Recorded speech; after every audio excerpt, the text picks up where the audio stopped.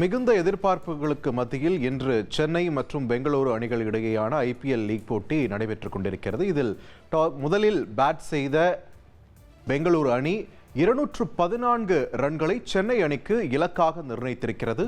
இது தொடர்பான முக்கிய செய்தியை பார்த்து வருகிறோம்.